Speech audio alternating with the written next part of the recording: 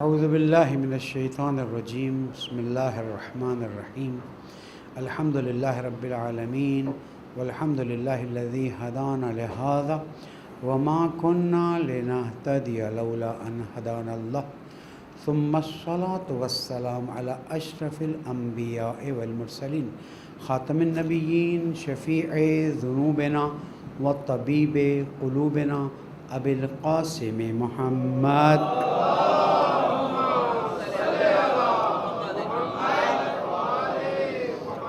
وعلى أهل بيته الطيبين الطاهرين المعصومين المظلومين الذين أذهب الله عنهم الرجس وطهرهم تطهيرا.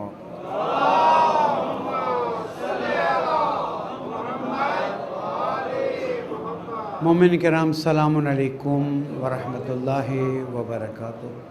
اوصیکم ونفسی بتقوی اللہ ونظم امرکم. پہلے اپنے آپ کو پھر آپ سب کو نصیحت کرتا ہوں، درخواست کرتا ہوں تقوی اختیار کیجئے، اللہ تعالیٰ کی پرواہ کیجئے، اللہ تعالیٰ کا احترام کیجئے، اس کی بارگاہ میں گناہ اور معصیت سے پرہیز کیجئے. یہی کامیابی کا راستہ ہے. پالنے والے تیری نعمتوں پر شکر کی توفیق عطا فرما، ہمارے گناہوں سے درگزر فرما، ہمارے بیماروں کو شفاء کامل عطا فرما اور زمانے کے امام کے ظہور میں تعجیل فرما. درود پڑھ دیں محمد والو.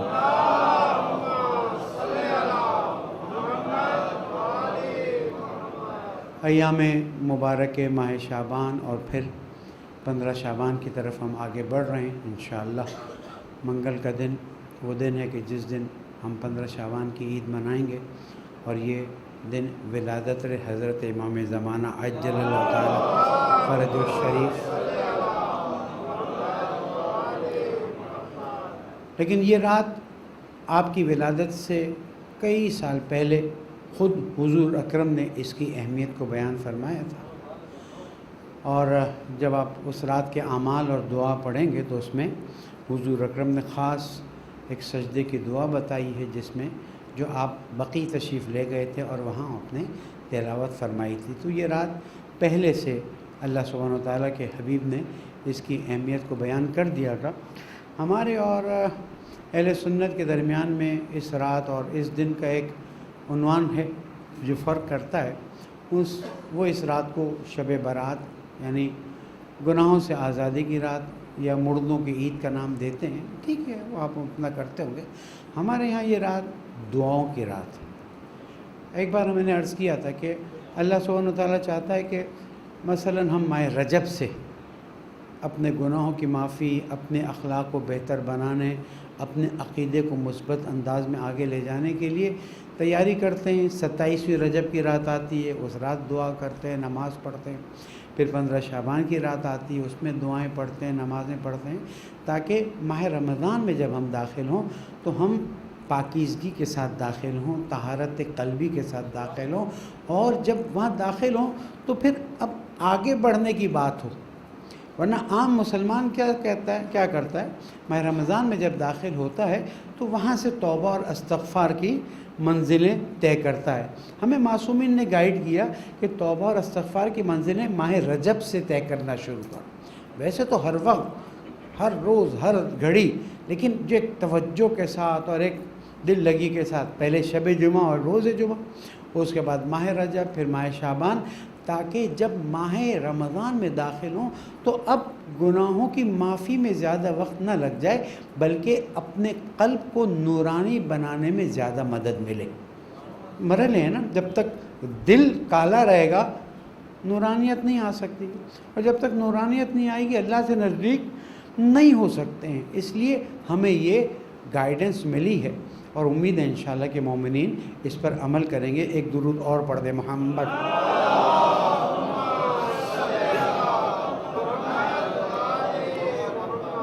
اب ہم آتے ہیں اس بات کی طرف کہ 15 شعبان کی طلوع فجر پر اللہ تعالیٰ کے حبیب کی نمائندگی کرتے ہوئے حضرت امام مہدی عجل اللہ تعالی فرج الشریف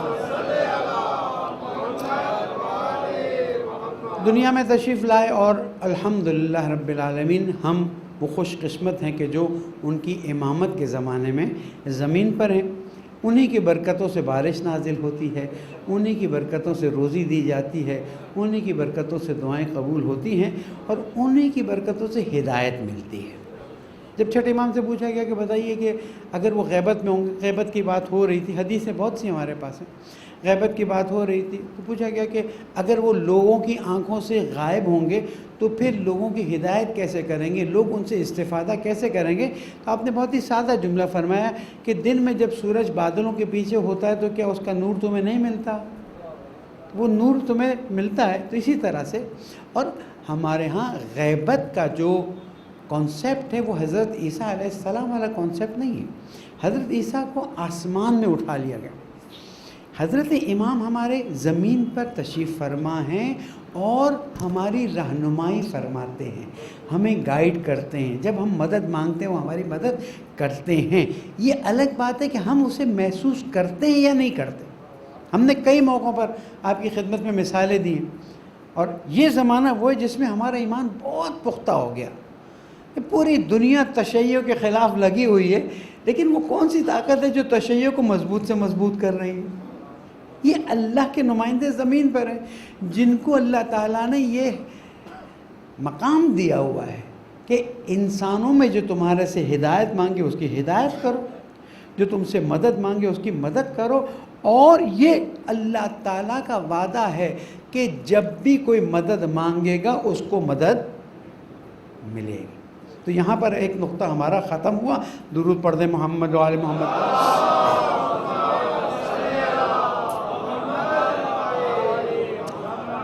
اب ایک گفتگو ہے کہ آیا امام کی ولادت ہو گئی ہے یا نہیں ہو گئی؟ بعض مکاتب میں ہے کہ ابھی امام تشریف نہیں لائیں، اہل سنت کے بعض مکاتب میں، سب میں نہیں۔ ایک بڑی تعداد ہے جو یہ مانتے ہیں کہ نہیں، امام علیہ السلام کی ولادت ہو چکی اور تشریف فرمائیں، لیکن ایک تعداد گروہ ایسے ہیں کہ جو اس بات کو کہتے ہیں کہ نہیں، وہ پیدا ہوں گے۔ تو اس میں ایک اتفاق ہے کہ امام تشریف لائیں گے اور زمین کو عدل و انصاف سے بھر دیں گے، جس طرح زمین ظلم و جور سے بھر جائے گی۔ گفتگو تو ایسی ہے کہ جس کو پورا اشرہ ہونا چاہیے، لیکن چلیں ہم اشرہ چند دقیقوں میں اس کو سموتے ہیں تاکہ آپ لوگ اپنا مطالعات آگے بڑھائیں۔ تو ایک ولادت کی بات ہے، ایک کیا ضرورت بھی ہے کسی امام کی یا نہیں؟ یعنی کیا ضرورت ہے امام زمانہ کی؟ بس اللہ تعالیٰ نے قرآن نازل کر دیا، رسول نے ہدایت دے دی، جو امام آئے تھے جو کر سکے کر گئے، باقی چلے گئے۔ اب باقی اور پھر ایسے غائب امام کا کیا فائدہ؟ ہم اس ضرورت پر بات کرتے ہیں، یہ کیوں یہ ضروری ہے کہ ایک وقت ایسا آئے جب امام تشریف لائیں، اس کے بعد زمین کو عدل و انصاف سے بھریں اور زمین پر اسلام پوری طرح سے رائج ہو جائے، نافذ ہو جائے۔ کیا ضرورت ہے؟ نہ ہو، چل رہی دنیا چل رہی، دیکھیں نا، بہت سے لوگوں کے نظریے یہی ہے بھئی چل رہی دنیا چل رہی، تو امام زمانہ کی ضرورت کیا ہے؟ حتیٰ شیعوں میں بھی کم از کم 2 لوگ، بلکہ میں کہوں گا 2.5 لوگوں کو میں جانتا ہوں کہ جو اس نظریے کے ہیں کہ یہ امام زمانہ والی بات جو ہے وہ بنا دی گئی، چھٹے امام کے زمانے سے ڈال دی گئی، اور اس کے بعد مثلاً شیعوں نے بھی اس بات کو اٹھا لیا کہ چلو ٹھیک ہے کہ امام زمانہ ہیں، جبکہ ایسا نہیں ہے۔ قرآن مجید کی آیات اپنی جگہ پر موجود ہیں کہ اللہ تعالیٰ ارشاد فرماتا ہے سورہ انبیاء آیت نمبر 105، بسم اللہ الرحمن الرحیم، وَلَقَدْ كَتَبْنَا فِي الزَّبُورِ مِن بَعْدِ الذِّكْرِ أَنَّ الْأَرْضَ يَرِثُهَا عِبَادِيَ الصَّالِحُونَ، ہم نے زبور میں یعنی پہلی آسمانی کتابوں میں بیان کر دیا کہ زمین جو ہے یرثها، اس کے وارث کون بنیں گے؟ میرے صالح بندے۔ ٹھیک، جب وارث بنیں گے تو وہ اس پہ پوری وراثت کا حق ادا ہوگا نا۔ ایسا تو نہیں کہ کہیں ان کی حکومت ہے، کہیں ان کا کنٹرول ہے، کہیں نہیں ہے۔ تمام احترامات کے ساتھ حضور اکرم سے لے کر آج تک آیا ایسا وقت آیا ہے کہ زمین عباد صالح کے ہاتھ میں آئی ہو اور کنٹرول ان کے ہاتھ میں آ گیا ہو؟ نہیں آیا، نمبر 1۔ نمبر 2، اللہ سبحانہ و تعالیٰ نے قرآن مجید میں اس بات کو واضح کر دیا ہے، ان الدین عند اللہ الاسلام، ایک اور جگہ پہ فرمایا هو الذی ارسل رسولہ بالہدی ودین الحق لیظہرہ علی الدین کلہ ولو کرہ المشرکون. اسی مفہوم سے دو آیات اور بھی کہ وہ اللہ ہے جس نے ارسل رسول اپنے رسول کو ہدایت کے ساتھ اور دین حق کے ساتھ لیظہرہ علی الدین کلہ، تاکہ تمام ادیان اور تمام ادوار پر پھر وہ مسلط ہو جائے. ہم دیکھتے ہیں جب سے حضور اکرم نے دین کے کمال کا اعلان کیا، نعمتوں کے پورے ہونے کا اعلان کیا، یعنی غدیر قوم میں، اس سے لے کر آج تک دین پوری طرح سے زمین پر نہیں پھیلا ہے تو آ کے بتا دیجیے. تاریخ میں کہیں نہیں آیا کہ ان 1400 سال میں 1442 سال میں اسلام پوری طرح سے ساری زمینوں میں پھیلا ہو. دوسری کوالٹی یہ ہے کہ اسلام شمشیر کے زور پہ نہیں پھیلے گا، اسلام اپنی حقانیت کے زور پر پھیلے گا، اسلام دلیل کی بنیاد پر پھیلے گا. اس لیے کہ زور والا اسلام قبول ہی نہیں. کسی کو آپ لٹا دیں، بندوق رکھ دیں، تلوار رکھ دیں، بولے کلمہ پڑھ لیا، ٹھیک ہے وہ پڑھنے کا پڑھ لیا، لیکن اسلام نہیں ہے. اسلام کہتا ہے میری بات، میرا دین اتنا مضبوط ہے کہ سمجھدار انسان خود قبول کرے گا، دلیل اسے دی جائے گی، وہ دلیل کے ذریعے آگے بڑھے گا.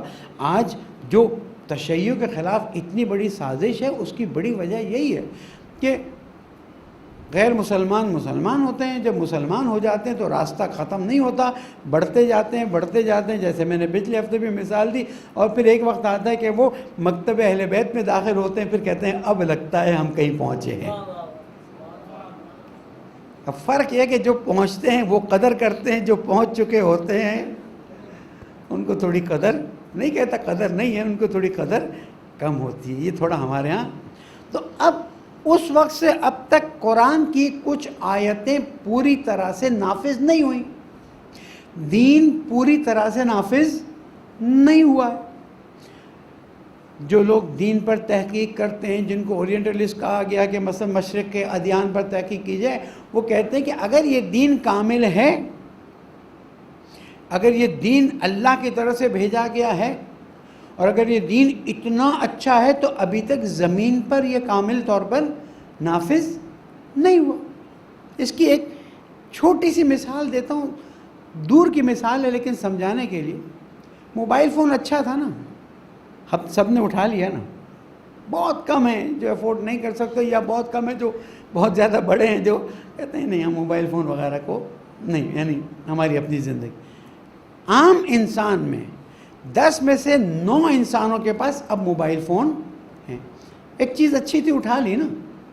تو عام انسانوں میں 10 میں سے 9 انسان مکتب اہل بیت میں کیوں داخل نہیں ہوئے؟ اب یہاں پر دو چیزیں، یا تو خدا نخواستہ مکتب اس قابل نہیں کہ انہوں نے، یا نہیں اللہ تعالیٰ نے ایک نظام رکھا ہوا ہے، اس نظام کے تحت دنیا آگے بڑھ رہی ہے. اور پھر ایک زمانہ آئے گا جب زمانے کے امام تشریف لائیں گے اور اس کے بعد دین کو باقاعدہ طور پر پیش کریں گے. اس وقت لوگ دین کو بہتر انداز میں قبول کریں گے، اور پھر دنیا عدل و انصاف سے بھر جائے گی جس طرح سے ظلم و جور میں بھرتی جا رہی ہے.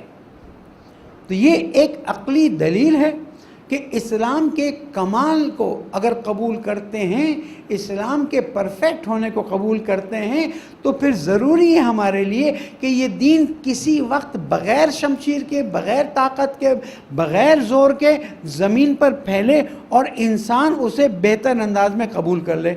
یہاں تک آپ نے میری بات سن تو لی نا، سمجھے نہ سمجھے بات کی بات ہے، پھر قبول کریں نہ قبول کریں بات کی بات. اب سوال یہ پیدا ہوتا ہے آج کا انسان کیوں قبول نہیں کر لیتا؟ کل کے انسان نے کیوں قبول نہیں کیا؟ پچھلے انسان، کچھ لوگوں نے قبول کیا، سب نے تو قبول نہیں کیا. اس کی دلیل یہ دی جاتی ہے کہ ابھی انسان کی عقل کمال تک نہیں پہنچی ہے.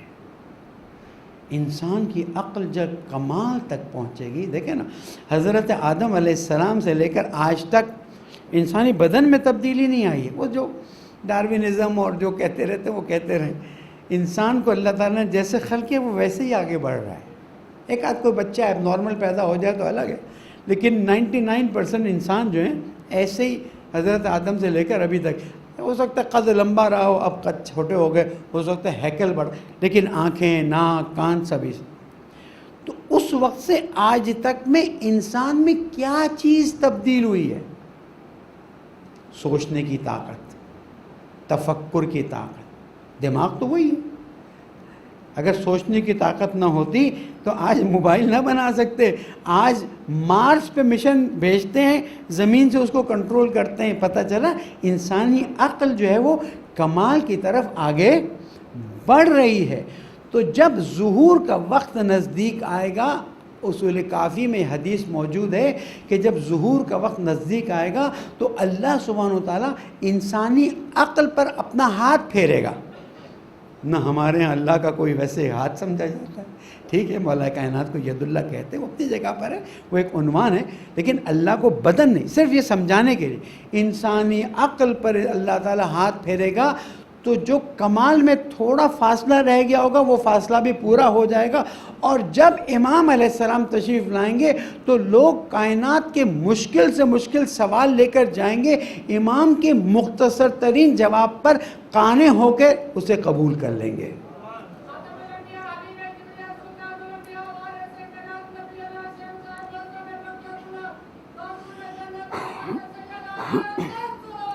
اللہم صلی علی محمد. اور اسی لیے ہم دیکھتے ہیں کہ اسلام نے تمام ادیان میں جا کے تحقیق کیجئے. چند سال پہلے بھی جوانوں کو کہہ چکا ہوں، تمام ادیان میں تحقیق کیجئے کون سا دین ہے جو عقل اور علم پر سب سے زیادہ زور دیتا ہے، جس کی کتاب کی بنیاد بسم اللہ الرحمن الرحیم، اقرا الرحمن علم القرآن نون والقلم وما یسطرون. اور بڑھتے جائیے، خود قرآن معجزہ کتاب، علم کی بات. اگر ہم علم کی طرف آگے بڑھ جائیں، پھر جب علم کی بات کرتے ہیں تو ڈگری سے کنفیوژن ہو جاتا ہے. اس کا مطلب ہے ڈگری لینا اچھی بات ہے، کوئی بری بات نہیں ہے، لیکن علم جو ہے وہ کائنات کی حقیقتوں کو تسخیر کرنے کا نام. یہ 100 سال پہلے کس کے پاس ڈگری ہوا کرتی تھی؟ ترقی ہو رہی تھی نا. جابر ابن حیان کے پاس کون سی ڈگری تھی؟ دوسرے جو سائنٹسٹ تھے کون سی ڈگری تھی؟ یہ ڈگریاں ڈال کے نا ہمارے ذہنوں کو محدود کر دیا گیا کہ ہاں ماسٹرز کر لو، بیچلرز کر لو، پی ایچ ڈی کر لو. اچھا ہے، پھر میں کہتا ہوں غلط نہیں ہے، برا نہیں ہے، لیکن کمال کی طرف نہیں. دین جس کمال کی طرف آپ کو بھیجتا ہے، ہم تو علم دین میں بھی کہتے ہیں ڈگری نہیں ہونی چاہیے، اب ادھر بھی ڈگریوں کو لاد دیا گیا ہے. انسان کو وہ ڈگری لے یا نہ رہے، اللہ تعالیٰ نے سوچ کی طاقت دی ہوئی ہے. اور جتنے یہ بڑے بڑے لوگ بنے ہیں، سائنٹسٹ ہوں چاہے دوسرے ہوں، اور بلکہ مثلاً یہ جو مائکروسافٹ والا ہے اور آئی فون والے ہیں، نام نہیں لیتا خامخواہ پھر کوئی غلط فہمی پیدا ہو، یہ اکثر وہ لوگ ہیں کہ جن کو اسکول کالج سے نکال دیا گیا تھا کہ تم کسی قابل نہیں ہو. گوگل نے کو جس نے بنایا اس نے کیسے کیا؟ یہ اللہ تعالیٰ نے انسان کو عقل کی نعمت سے نوازا ہے. انسانوں نے انسانی عقل پر قبضہ کر لیا ہے اور پڑھائی لکھائی اور تعلیم کی طرف ایک حد تک بڑھایا ہے. اتنا بڑھایا ہے جتنا ان کے کام آ سکے، اس سے آگے بڑھنے کی اجازت نہیں دی جاتی ہے. نتیجہ کیا ہوتا ہے؟ ہم کبھی اپنے بجلی کے بل میں مشغول ہوتے ہیں، ہم کبھی گیس کے بل میں مشغول ہوتے ہیں، کبھی بچے کی فیس کی اس میں. کسی نے مجھ پہ اعتراض کیا، مجھے مثلاً وہ بھیجا کہ بھئی ہمارے بچوں کی اسکول کی فیس جو ہے، میں نے کہا یہ بچوں کی اسکول کی فیس کسی کام کی نہیں ہے. یہ ایسے یعنی ہم نے اسکولیں وزٹ کی ہیں، آپ حیران ہو جائیں گے. کبھی اپنے بچوں کی اسکول تو جائیے، دیکھیے وہاں کیا جاتا ہے. کیوں آئرلینڈ اور فن لینڈ اور نیدرلینڈ کے بچوں کی اسکول اور طریقے کی ہوتی ہے، ہماری اسکول اس طرح کی ہوتی ہے. وہ اپنے بچوں کے ذہنوں کو کھولتے ہیں، وہ اپنے بچوں کے ذہنوں کو آفاقی ذہن بناتے ہیں. جو قرآن ہمیں کہہ رہا ہے، ان فی خلق السماوات والارض واختلاف اللیل والنہار لآیات لأولی الالباب، پورے آیت پڑھ لیجئے گا کہ کائنات میں تمہارے لیے نشانیاں دی گئی ہیں. جو عقل رکھتے ہیں ان کے لیے نہیں، جو ڈگری رکھتے ہیں ان کے لیے بھی ہے، لیکن صرف ان کے لیے نہیں ہے. تو جن کے پاس ڈگری نہیں ہے وہ نہیں سمجھے کہ ہم کسی کام کے نہیں ہیں. عقل کی نعمت دی گئی ہے، اور یہی عقل جب امام تشریف لائیں گے کمال کے اس مرحلے پر پہنچے گی کہ امام سے سوال. دیکھیں سلونی کا دعویٰ مولا کائنات نے فرمایا تھا، جواب ان کا بیٹا دے گا. علم میں کوئی فرق تو نہیں ہے. تو وہاں پر پھر وہ جو جارج جردہ کہتا ہے کاش علی ہمارے زمانے میں ہوتے تو ہم ان سے پوچھتے کہ یہ آسمان کے راستوں کے بارے میں ہمیں بتائیے تاکہ ہمیں تحقیقات نہیں کرنی پڑتی. اس لیے نہیں کہ مولا کائنات کے پاس کوئی ڈگری تھی، اللہ تعالیٰ نے ان کو علم سے نوازا تھا. رسول اکرم نے انہیں اپنے طرف سے علم نوازا کہ بھئی اللہ تعالیٰ نے مجھے دیا، میں تمہیں دے رہا ہوں. یہ علم کی منزلیں کچھ اور ہیں، یہ تعلیم اسکول کالج یونیورسٹی کی منزلیں کچھ اور ہیں. غلط نہیں ہے، بری نہیں ہے، لیکن کافی نہیں ہے. کمال عقل پر امام ظہور فرمائیں گے. پھر بعض لوگ کہتے ہیں مولانا اس کا مطلب ہے ابھی ظہور امام بہت دور ہے. نہ ہم اس کو دور کہہ سکتے ہیں، ہم نہ نزدیک کہہ سکتے ہیں. ہمیں جو ملاک دیے گئے ہیں، میرا وقت نکلتا جا رہا ہے، دوسرا خطبہ بھی اہم ہے. ہمیں جو ملاک دیا گیا، ملاک یہ دیا گیا ہے کہ ظلم و جور بھر جائے گا. وہ بھائی بنی عباس والا ظلم تو آج نظر نہیں آ رہا، ہمیں دوسرے ظلم نظر آ رہے ہیں. وہ ظلم کیسا ہوگا کہ جب مومن کو ڈھونڈنا پڑے گا اور مومن نہیں ملے گا، جو ظہور کے علامات میں سے اور بہت سی علامت ہیں. میں ایک نصیحت کروں گا اور وہ یہ نہ ظہور.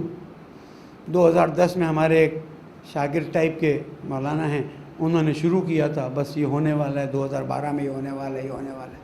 ایک اور محترم بلکہ 2-3 محترموں نے شروع کیا تھا کہ وہ جزیرہ خضرہ کیا کہتے ہیں وہ آئلینڈ جو ہے وہاں پر امام علیہ السلام کی حکومت ہے، جو جہاز جاتا ہے وہ وہاں غائب ہو جاتا ہے، یہ ہو جاتا ہے وہ جاتا ہے. دیکھیں اس طرح کی چیزوں سے نا ایمان میں کمزوریاں پیدا ہو سکتی ہیں، کریکس پیدا ہو سکتے ہیں. آپ چیزوں کو اس طرف لے جائیے جس طرف دین نے ہمیں بتایا ہے. اب خواب کی بنیاد پر ہم بہت سی چیزیں آگے بڑھانا شروع کر چکے ہیں، یا مثلا اور بہت سی چیزیں جو سامنے آتی ہیں. دین کی بنیادوں کو مضبوط کریں قرآن اور حدیث کی بنیاد پر، اور انسانی عقل کو کمال کی طرف جانے میں مدد کیجیے تاکہ ظہور امام جلدی ہو جائے. یہ جو مومنوں سے کہا جاتا ہے ہمارے گناہ اتنے زیادہ ہیں کہ امام ظہور نہیں فرماتے ہیں، یا مثلا دوسری چیزیں، میں نہیں کہتا کہ ہمارے گناہوں کی وجہ سے کوئی اثر نہیں ہوتا، اثر ہے، لیکن وہ اثر نہیں ہے جیسے کہا جاتا ہے کہ بس اگر سارے اچھے بن جائیں گے تو امام تشریف لائیں گے. اللہ کی مصلحت کا کیا ہے ہمیں نہیں پتہ ہے کہ سارے ایک دم سے اچھے بن جائیں گے تو پھر امام کے آنے کی ضرورت پڑے گی یا نہیں پڑے گی، یہ دیکھنا ہے. دوسری بات ہمیں یہ بھی دیکھنی ہے کہ آیا واقعاً ہم امام زمانہ کے کانسیپٹ کو صحیح طرح سے آگے بڑھا رہے ہیں یا نہیں بڑھا رہے ہیں. اگر نہیں بڑھا رہے ہیں تو ممبر پہ سے صحیح تبلیغ ہونا ضروری ہے. بہت اچھا ہو اگر 15 شعبان کے اطراف پہلے اور بعد خمسہ ہو، عشرہ ہو. بھئی کربلا والوں کا جیسے عشرہ ہوتا ہے ویسے امام زمانہ کا عشرہ ہو. لوگ امام زمانہ علیہ السلام کے بارے میں آیات سنیں، روایات سنیں، اور پتہ رہے کہ دین نے ہمیں کیا کہا ہے. ہلکی باتیں کر کے بعض مثلا وہ بصرہ میں آگ لگ گئی تھی تو بس اب امام وہ کنگ فہد نام تھا تو اب وہ کنگ عبداللہ نام تھا، تو ہر وقت کچھ نہ کچھ آتا رہتا ہے. میں یہ عرض کروں گا دین نے بھی ہمیں یہ کہا ہے کہ ہم وقت گزاری اور اندازہ گیری کو چھوڑ دیں. آنا ہوگا امام کو آنا ہوگا، ہمیں اپنی ڈیوٹی پوری کرنی ہے. آج آتے ہیں اہلاً و سہلاً، 1 کروڑ سال بعد آتے ہیں اہلاً و سہلاً.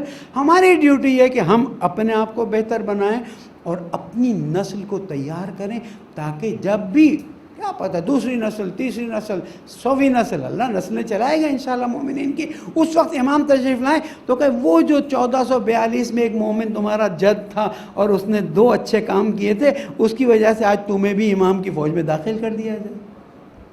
یہ ہم بچوں کی شادیاں کیوں کرتے ہیں؟ صرف اس لیے تو نہیں کہ بچے پیدا ہوں، اس لیے کہ امام کے سپاہی پیدا ہوں، ساتھی پیدا ہوں. اور جب امام تشریف لائیں جتنی نسلوں بعد بھی ہمارا اپنا حصہ اس میں شامل ہو جائے. پالنے والے تجھے محمد و آل محمد کا واسطہ، تجھے تیری عظمتوں اور رحمتوں کا واسطہ.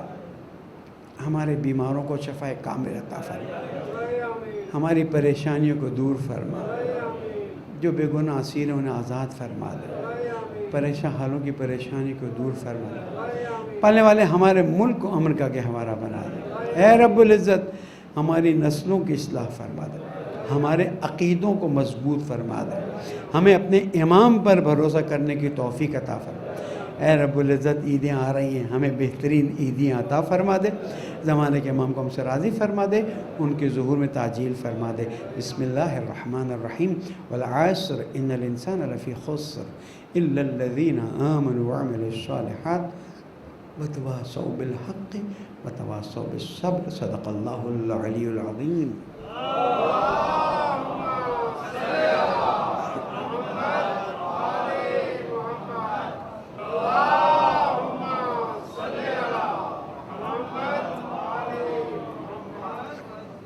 اعوذ باللہ من الشیطان الرجیم بسم اللہ الرحمن الرحیم۔ مومنین تقوی اختیار کیجئے کہ یہی کامیابی کا راستہ ہے۔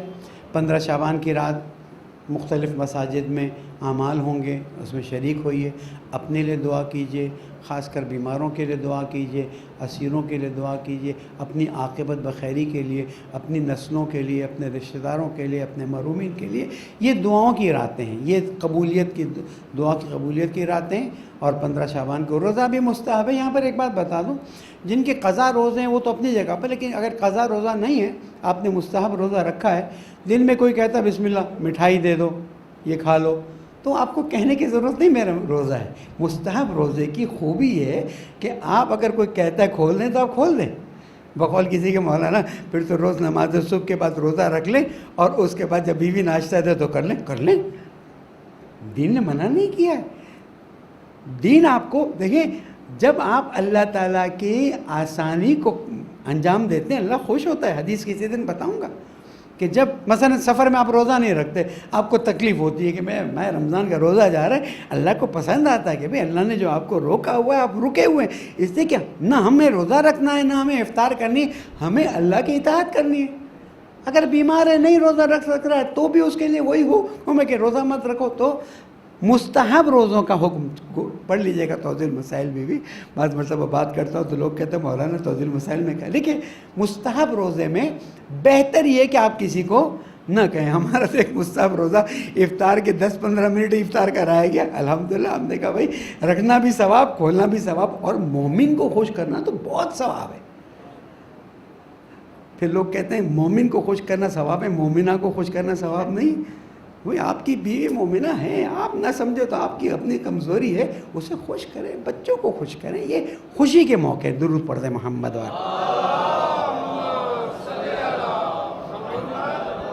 بس زیادہ وقت نہیں، لیکن میں عرض کرتا چلوں، جو لوگ میری اس بات کو کسی طرح سے آگے بڑھا سکتے ہیں بڑھائیں۔ یہ جو اسٹیٹ بینک کی آٹونومی کا بل پاس ہونے جا رہا ہے بہت خطرناک ہے۔ اچھا آپ کہیں گے کہ مولانا آپ کو پتہ ہے خطرناک ہے، حکومت کو نہیں پتہ ہے، کسی کو نہیں پتہ، سب کو پتہ ہے، لیکن کیونکہ ہم نے IMF کے سامنے گردن جھکائی ہوئی ہے اس لیے جو وہ قیام کرنے کے لیے تیار ہو جاتے ہیں۔ مطالعہ کیجیے گا سلطنت عثمانیہ کی جو وہاں پر مرکزی بینک کا نام نہیں دیتے، لیکن جو مرکزی مالیات کا سسٹم تھا، جب سلطنت عثمانیہ پہ پابندیاں لگیں اور یہ ہارتے پیچھے ہٹے تو انہوں نے یہی کیا تھا کہ اسٹیٹ بینک حکومت کے کنٹرول میں نہیں رہے گا، اسٹیٹ بینک ان کے کنٹرول میں رہے گا جو آپ کو قرض دیتے ہیں، IMF ہے، دوسرے پورا سسٹم ہے اس کے تحت۔ یہ ہمارے لیے بہت بڑا عذاب ہوگا۔ میں شدت سے اس کی مخالفت کرتا ہوں۔ ایک چھوٹا موٹا رول میرا اسلامک اکانومی میں ہے، اسٹیٹ بینک کا میں شرعی ایڈوائزر ہوں، وہاں پر بھی آواز اٹھا رہا ہوں، یہاں پر بھی آپ سے کہتا ہوں اگر کوئی ایسے صاحب ہیں جو ان چیزوں کو سمجھ سکتے ہیں، سن سکتے ہیں اور آگے تک بڑھا سکتے ہیں، یہ ملک کی اکنومی کو تباہ و برباد کر دے گا۔ علیکم السلام ورحمۃ اللہ۔ اسے کسی طرح سے روکا جانا چاہیے۔ اور پھر افسوس کی بات یہ ہے کہ اتنا اس پہ اعتراض کیا گیا، حکومت کی طرف سے کوئی وضاحت نہیں دی جا رہی ہے۔ یہ حکومت کے لیے ایک موت کا پھندا ہے۔ ہم دعا کرتے ہیں کہ اللہ تعالیٰ اس فیصلے سے حکومت کو پلٹا دے۔ درود پڑھ دیں اس کے لیے بھی آپ۔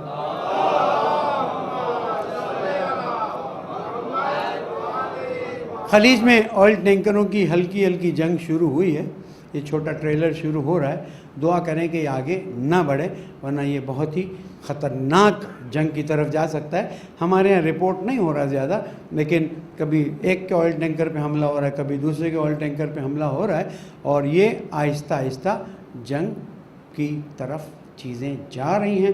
اللہ کرے کہ یہ مسئلہ نہ ہو۔ آخری چیز، میں تعجب کرتا ہوں کوٹوں سے بھی، اور میں تعجب کرتا ہوں نیب سے بھی۔ اگر کوئی پتھر لے کر، لاٹھی لے کر نیب جانے کے لیے تیار ہو جائے تو نیب پیچھے ہٹ جائے، بہت بڑی بے شرمی کی بات ہے۔ حکومت کی ریٹ اگر نہیں ہے، اگر میرا یا آپ کا کیس ہوتا تو کیا نیب 26 تاریخ سے پیچھے ہٹ، یا کیس ہے یا نہیں ہے؟ پہلے بھی وہ جناب پتھر لے کر آ گئے تو بھاگ گئے۔ بابا حکومت کہاں ہو تم؟ اگر تم 4 پتھروں سے ڈرتے ہو تو پھر انڈیا کیا بولے گا؟ اتنے ڈرپوک لوگ ہیں، چلو ان پہ حملہ کر ڈالو۔ میں حکومت کی اس حرکت کو تعجب سے دیکھتا ہوں۔ پھر جو حکومت والے تھے کہنے لگے مولانا اصل میں نیب ہمارے کنٹرول میں نہیں۔ وہ کہنے کی بات ہے نیب تمہارے کنٹرول میں نہیں ہے، لیکن نیب والوں کو سمجھایا تو جا سکتا ہے نا۔ ویسے تو بہت سی چیزیں تم نیب کو کہتے ہو، سمجھایا جا سکتا۔ یہ بے شرمی کی بات ہے۔ ایک تو تعجب ہے کورٹوں پہ، چاہے وہ ہائی کورٹ ہے، سپریم کورٹ ہے، مجھے نہیں معلوم، کہ خاتون جاتی ہیں، اپنی بیل کی اپلیکیشن دیتی ہیں، اور فوراً اس جج کی تصویر اور سب چیزیں آگے فوراً قبول ہو جاتی ہیں۔ اور ظاہراً اعتزاز احسن صاحب نے کہا ہے کہ اگر اس طرح سے تیزی سے جسٹس سسٹم جو ہے فیصلے دینے لگے تو ہم بہت کامیاب ہو جائیں گے۔ ٹونٹ کیا ہے اس نے، ایسا نہیں کہ تعریف کی ہے کہ جناب کسی کو سیٹرڈے شام کو کورٹ کھول کے بیل دی جاتی ہے، کبھی دیکھا ہوگا آپ نے کسی کو، وہ گئے اور واپس آ گئے۔ یہ ڈرامے پاکستان کو نقصان پہنچائیں گے۔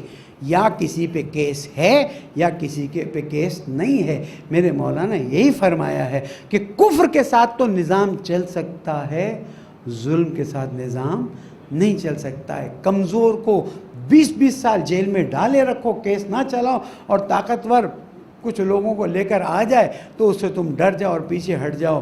شوگر مافیا پہ ہاتھ تو ڈالا ہے، لیکن ہمیں امیدیں نہیں نظر آتی ہیں، اس لیے کہ حکومت بہت سی جگہوں پہ کمزوری دکھا رہی ہے۔ عمران خان صاحب، چاہے وہ آپ کا بھائی ہو، چاہے بیٹا ہو، چاہے دوست ہو، چاہے آپ کا ATM مشین ہو، اگر اس نے گڑبڑ کی ہے تو پکڑ جانے دیجیے۔ آپ پریشان کیوں ہوتے ہیں؟ جو بھی غلط کرے، چاہے وہ میں ہوں، چاہے وہ آپ ہوں، چاہے وہ ہوں، اس کو پکڑیں، اس پر کیس چلائیں، فیصلہ کریں اور سزا دیں۔ صرف باتیں کرنے سے کوئی کام نہیں ہوگا۔ 15 شعبان کو اپنے بچوں کو خوش کرنے میں کمی مت کیجیے گا، تاکہ ان کے ذہن میں رہے کہ امام زمانہ حاضر تشریف فرما ہیں اور ہم ان کی خوشی بہتر انداز میں منا رہے ہیں۔ پالنے والے تجھے محمد والے محمد کا واسطہ ان ایام کو ہمارے لیے مبارک قرار دے۔ ایک خاص دعا ہے، میرے داماد اس وقت بہت بیمار ہے سعودی عرب میں، دعا کیجئے میرے داماد محمد عباس اور تمام وہ مومنین مومنات جو بیمار ہیں، بحق کے محمد والے محمد ان کو شفاء کامل عطا فرما دے، بے روزگاروں کو حلال روزی عطا فرما دے، بے گناہ اسیروں کو آزاد فرما دے، ہمارے ملک کے نظام کو بہتر بنا دے، جہاں جہاں مومنین ان کی جان مال آبرو کی حفاظت فرما۔ 15 شعبان کی بہترین عیدی ہمیں عطا فرما دے، ہمارے مرحومین شہداء کے درجات کو بلند فرما دے، جو تیرے گھروں کو آباد کر رہے ہیں تو ان کے دلوں کو آباد فرما دے، پالنے والے ہماری کوتاہیوں سے درگزر فرما دے، ہمارے زمانے کے امام کو ہم سے راضی فرما دے، ان کے ظہور میں تعجیل فرما دے۔ بسم اللہ الرحمن الرحیم۔